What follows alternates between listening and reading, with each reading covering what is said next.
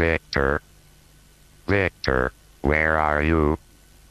I don't like it when he's not here. It makes me nervous. Still, if he's not around, I shall seize the moment. Hello, welcome to Professor Stephen Hawking's TV Offal. Sing along with me, as I give you my impersonation of Pavarotti, performing Nessun Dorma. Off, off. Nessun Dorma! Get off, Hawking! Roll the titles!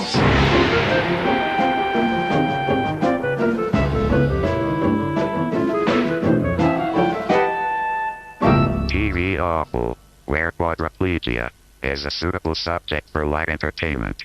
And coming up on TV Offal this week, my dinner all over the carpet. Just a joke, kids. No, we'll see Assassination of the Week, lots of attractive Welsh women, strange things happening in the Gay Daleks space cottage, the TARDIS, and I'll be asking, would it spoil some vast eternal plan if I were a wealthy man? And if not, then is it okay if all day long I iddle-ummed? Another unexpected celebrity bites the dust on TV Offal's honest obituary. Two fat ladies. Who died today? Two fat ladies are itching It was only this week to get into your kitchen. that viewers were watching the two fat ladies doing what they did best. Cooking by hand and flavouring their food with jewellery and nail varnish for maximum flavour and hygiene. Some said that the motorbike was the only genuine triumph in the entire show. Their critics were less kind, describing them as two women who had discovered the joy of lard but had forgotten how to throw up. They were the first to ape the mannerisms of aged aristocrats. Let's go and lend our support to the jolly old lacrosse team. There's not a man on my Ottoman. He's gone off to fight the Greeks. Contrary to their aristocratic cut-class accents, they came from humble beginnings. Clarissa Dixon Wright, christened Mavis Clitty, was the daughter of a Bermondsey Street phlegm collector. And Jennifer Patterson, born Brenda Pidd, was spawned by a Wapping-based family who were regularly arrested for trading in illegal on-the-hoof barbecues. Their cuisine made a nation retch. They specialised in mussels and crabs. Jennifer had mussels and Clarissa had crabs. I mean the food, of course. But viewers could never understand how they managed to turn up each week at a place they'd claimed they'd never seen before, only to enter the kitchen and find it miraculously crammed with dishes they'd prepared the previous day. After the fat years came the lean years, when the public started to tire of their uncompromising physical ugliness and phony aristocratic speech. Their popularity declined after a series of marketing scandals. Worst of all was the police swoop on their premises after the two fat ladies began marketing their own brands of oil. Their olive oil was legitimate, made as it was from freshly pressed olives. But police swooped after they discovered that they were producing baby oil using freshly pressed babies. Broken women, they were last seen alive on a bender in Crawley, a drunken spree which led, inevitably, to disaster. Even by their standards, the two fat ladies' deaths were bizarre. Did you see Last Tango in Paris? You really want to get it well greased. What started as simple horseplay eventually led to grotesque and fatal sexual experimentation. Yum, yum, yum. Involving bondage masks and satsumas, as seen on this home video recorded in the early hours of this morning. Whoops-a-daisy. The two fat ladies who died today. Tantrums of the Week.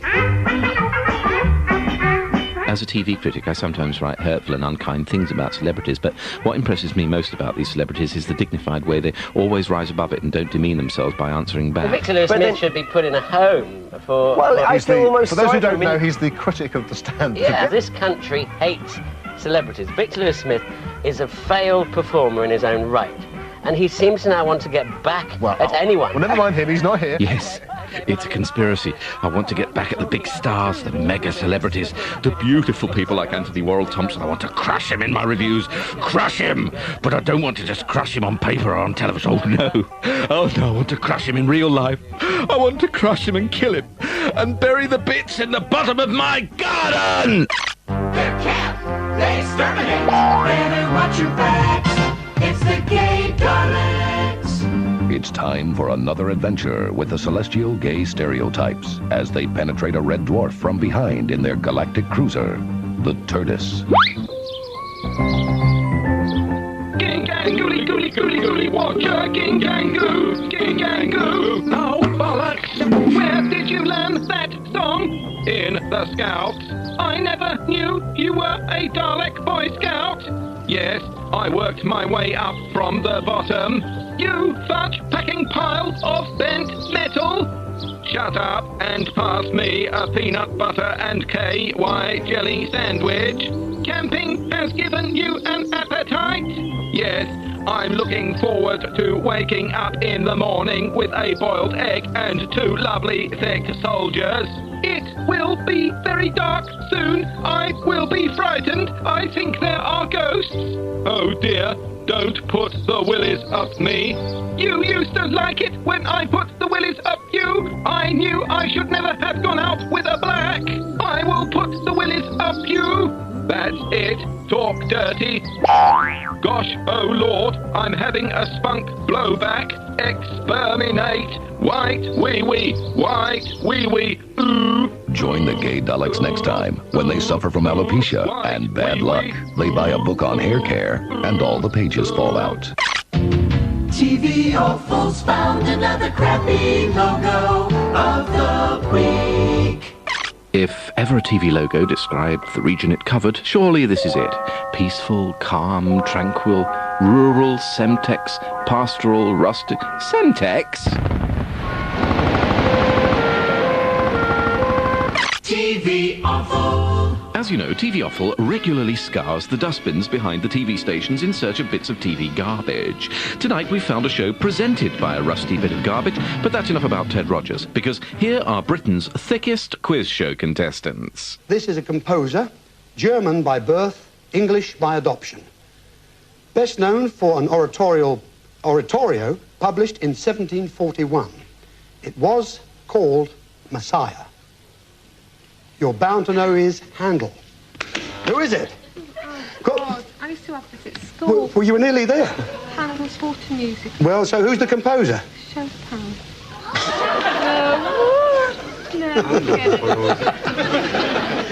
Yes, so I can offer it to you. Any idea?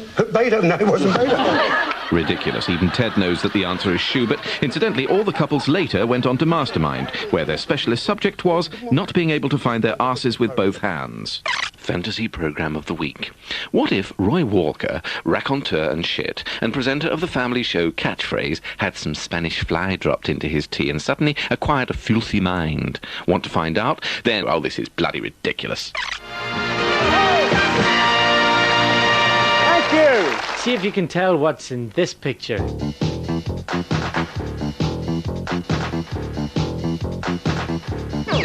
Oh, I'm afraid you're out of time. The answer we were looking for was hung like a mule.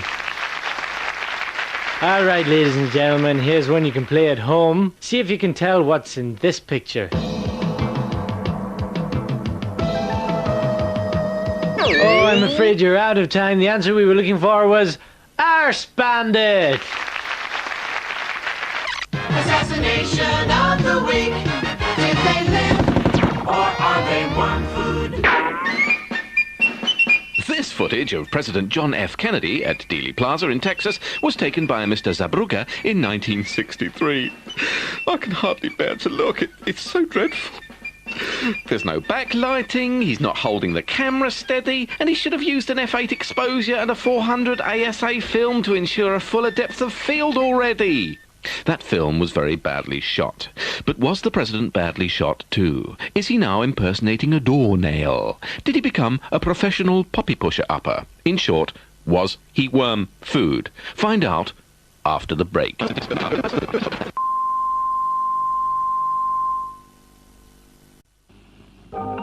Rizzler, makers of cigarette papers and rolling machines, present the new Rizzler Standard Machine,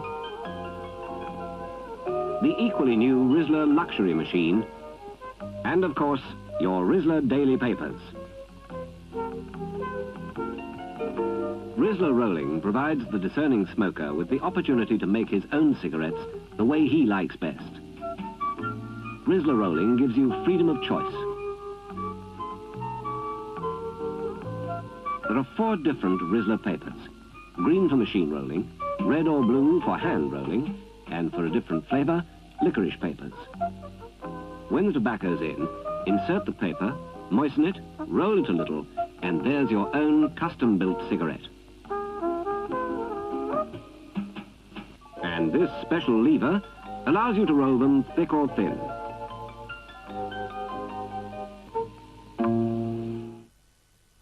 TV Offal.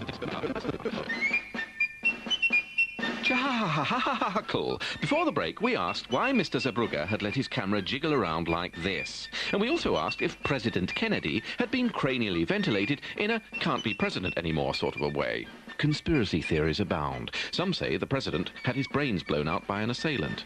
Others say the president had placed an exploding bullet inside his own brain and cleverly committed suicide while making it look like a shooting. However, I now know that the president merely sneezed, and that what was considered to be brain matter was in fact presidential mucus.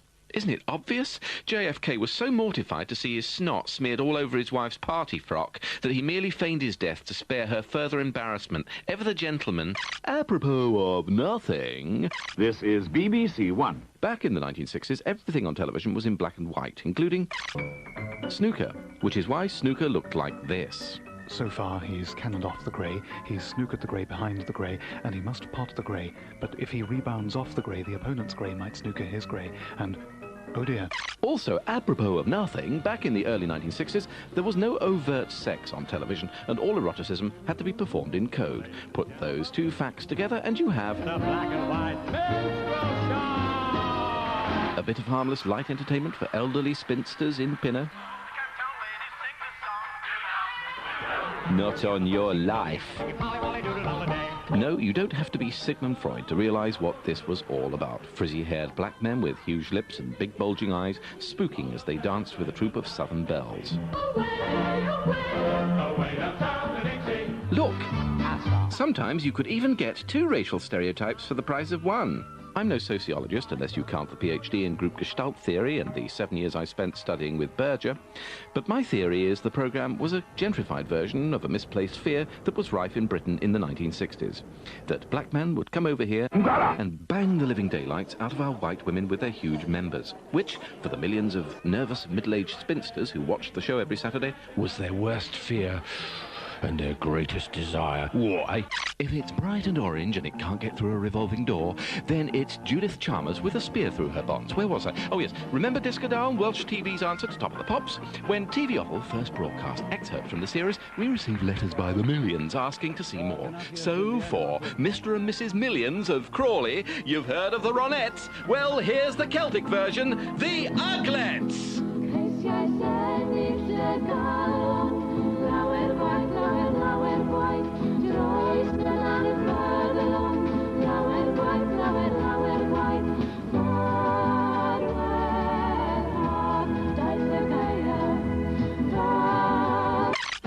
When you fly away on your holiday, careful not to pack your bags with weirdo things. Weirdo things. 'Cause the customs men have X-ray vision.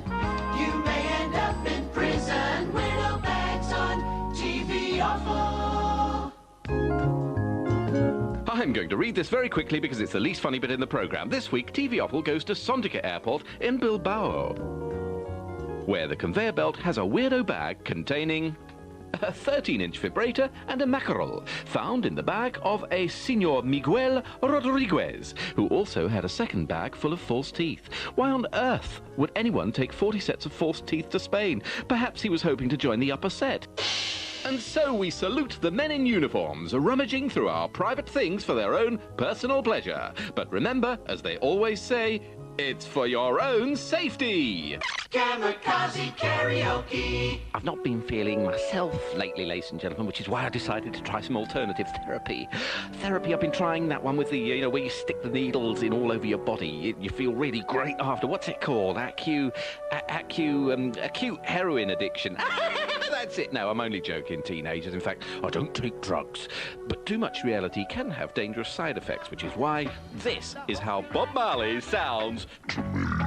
We're jamming. See, I want to jam it with you. We're jamming. We're jamming. And we hope you like jamming too. We're jamming. it. I want to jam it. I want to jam with you now. I ask you, never mind the voice, who in their right mind would sport a hairstyle like that?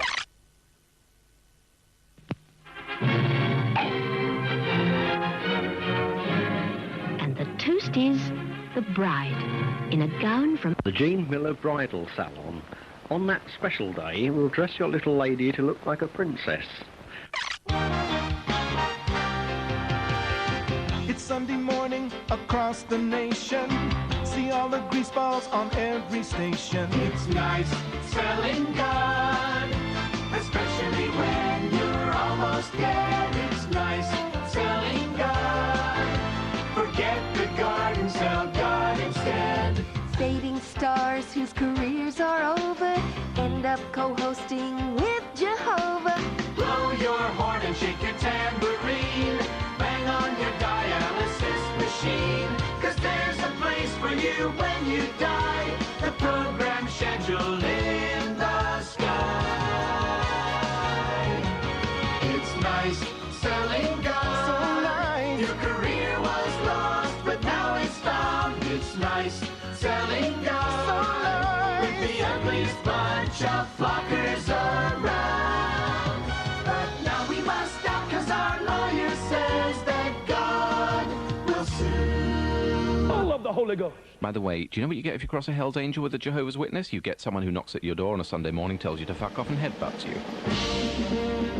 But that aside, we've seen about everything this week. But frankly, I'm just too lazy to show you clips of stuff we've already shown. You should have been paying attention, audience of drunken student, deadbeat, layabout scum. Get out of my life, you malodorous bone-idle. Changes tone of voice to smarmy, because I've just remembered the spin-off videotape and the potential advertising revenue. But let me leave you with a bedtime image of babies chewing razor blades as I cause more unrest. Well, we have a sort of establishing caption, 4 a.m., 4:15 a.m., Derek Nimmo's house.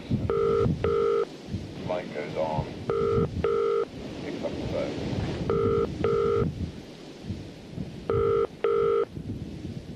Hiya? Oh, hello, Mr. Derek Nimmo? Yes? Yeah, it's Mr. Herald here from the Daily Ron. Yes? Have you heard the news? What news? About the Queen Mother? Oh, no, she's died. Put it this way, Mr. Nimmo, she's met the mother of all fish bones. The woman is worm food. Oh, Lord. Do you have any quotes at all for tomorrow morning? Well, I was fast asleep, you see. Well, that is the quote. Is that the quote? Queen Mother dead. Derek Nimmo says I was fast asleep, you see. Do you want me to say you were fast asleep? She just sort of brought such happiness everywhere, I think. I mean... Certainly tonight. In such...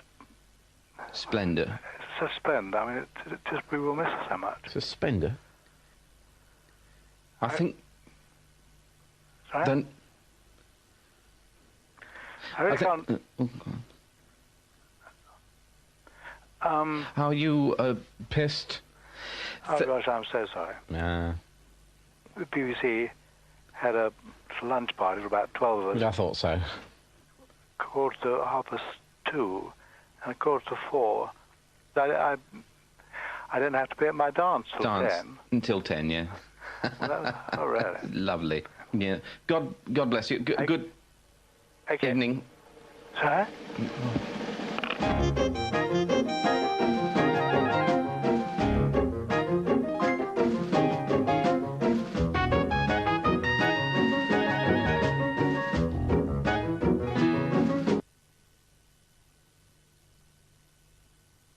Oh dear. I'm trying to interrupt the closing credits.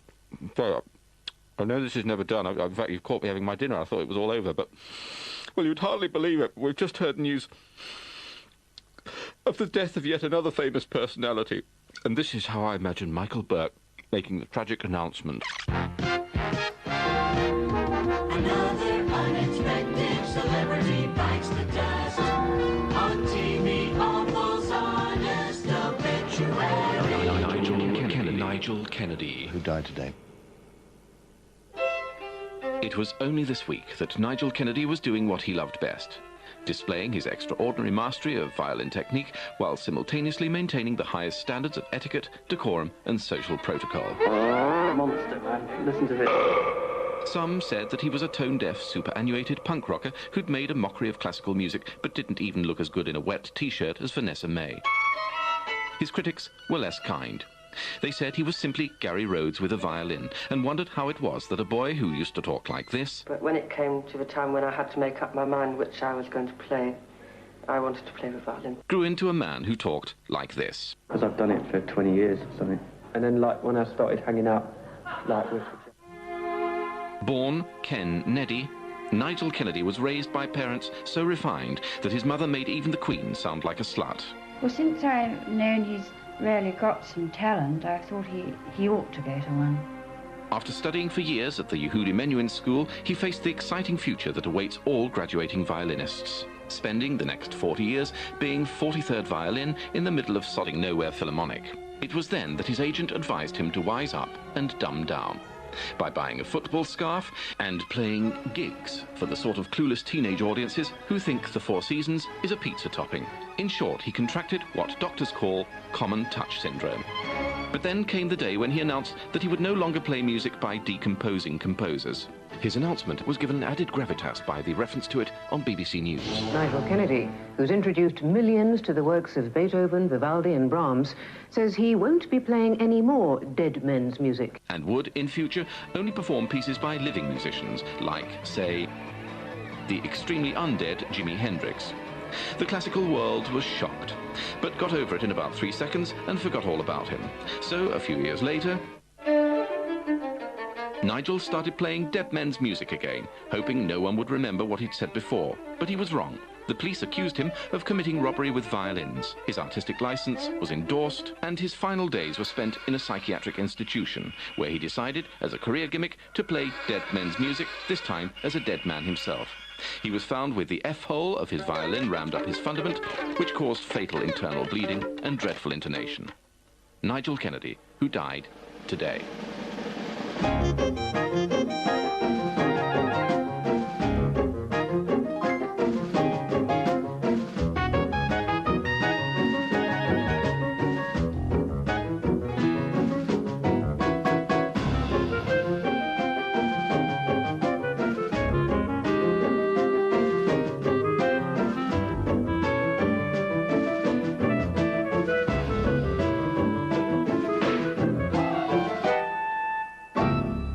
Oh yes, and catchphrase, I forgot. This is how it still seems to me. Well, ladies and gentlemen, it's time for another catchphrase, and Mr. Chips is in this one.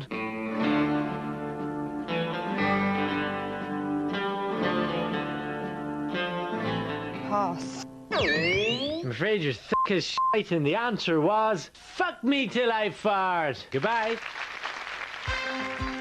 Another swell TV show from Associated Review.